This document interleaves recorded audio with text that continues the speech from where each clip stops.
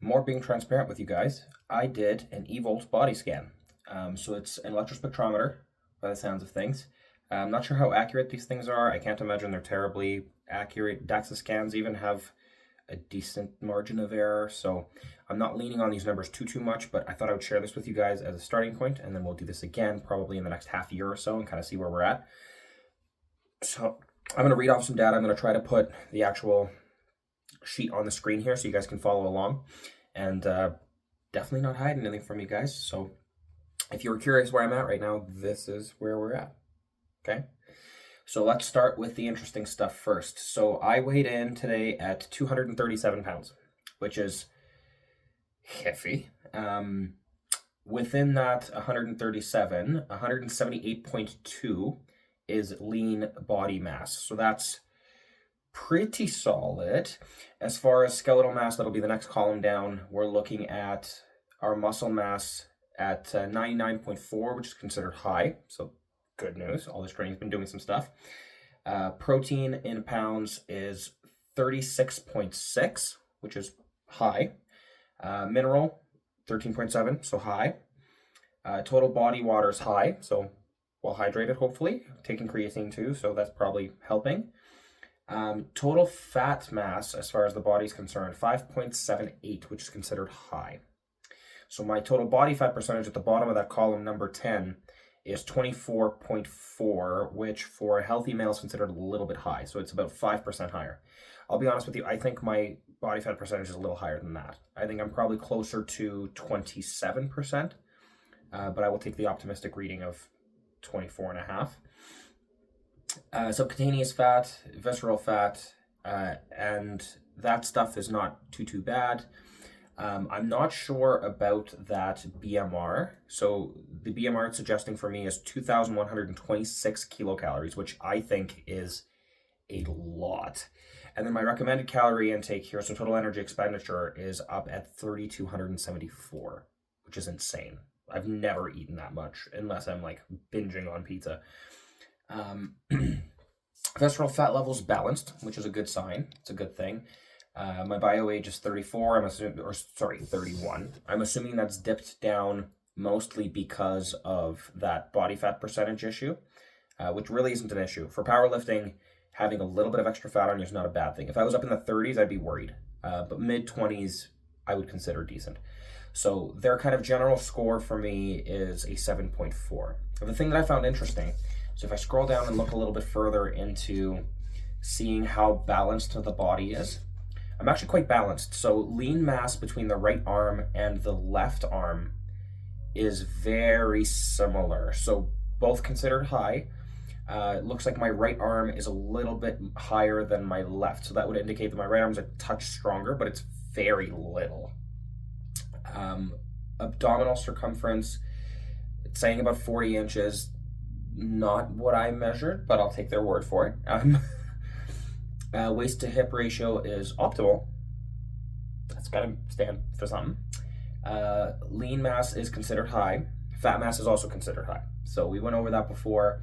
This is kind of a BMI issue. On BMI, obviously, I'm considered obese. Like this weight for a 6 foot tall guy by BMI is out of the question. But BMI is not a good tool for this stuff, and we know that. Lean mass between right leg and left leg, very similar.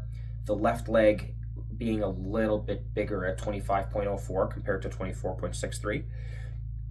So overall, I'm quite happy with this. It looks like I carry a good amount of fat in my legs and a decent amount of fat in my abdominal area, but I'm okay with this. If I can maintain this fat number, even better would be to lose some of this fat number and get that lean muscle mass number up a little bit. I would be a little bit happier.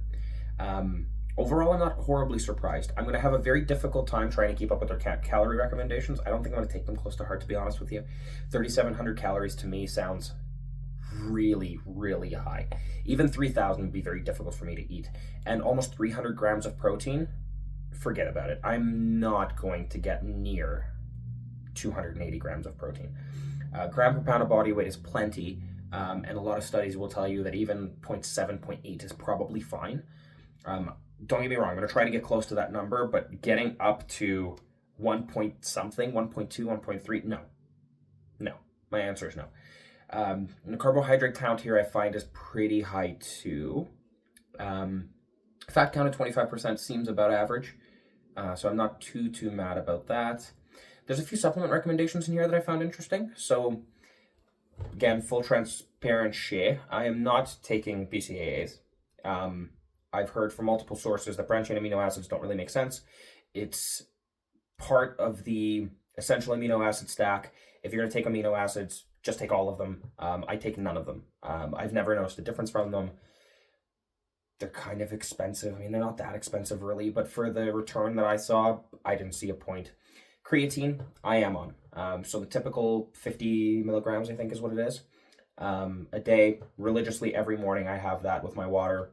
So already taken that one. L-glutamine, I've never done L-glutamine. I've never been on it. I'm not sure how I feel about it. That's another one of those that I'm not sure studies support. I mean, if there's some studies, throw them down below. I don't know about them. I have no clue what these other ones are until we get down to beta-alanine. I've heard of beta-alanine. Not sure I would care to throw it in the stack just yet. There's a lot of other variables I can manage with training on all that stuff. I think this stack would be very heavy for me. I'd rather try to make up how I'm feeling with a balanced diet than to eat everything out of a bottle or a capsule. I might think about the L-glutamine, I might think about the beta-alanine, but even then, at this point, my training's good enough that I don't really think supplementing is gonna make the big difference.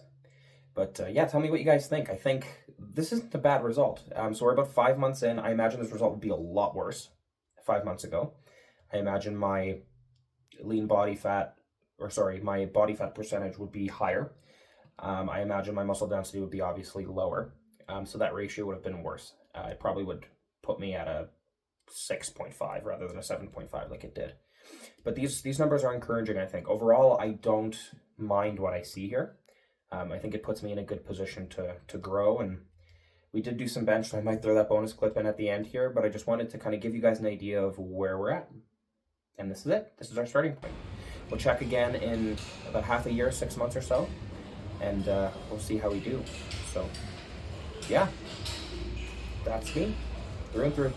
Let me know what you guys think. If you aren't subscribed to this channel, please subscribe to this channel. If you have any suggestions based on what you see here, if you think anything isn't acceptable that I think is acceptable or vice versa, let me know in the comments below. And yeah, we'll keep going on this journey to 1,000 pounds together and then eventually to our first meet. Have a good one.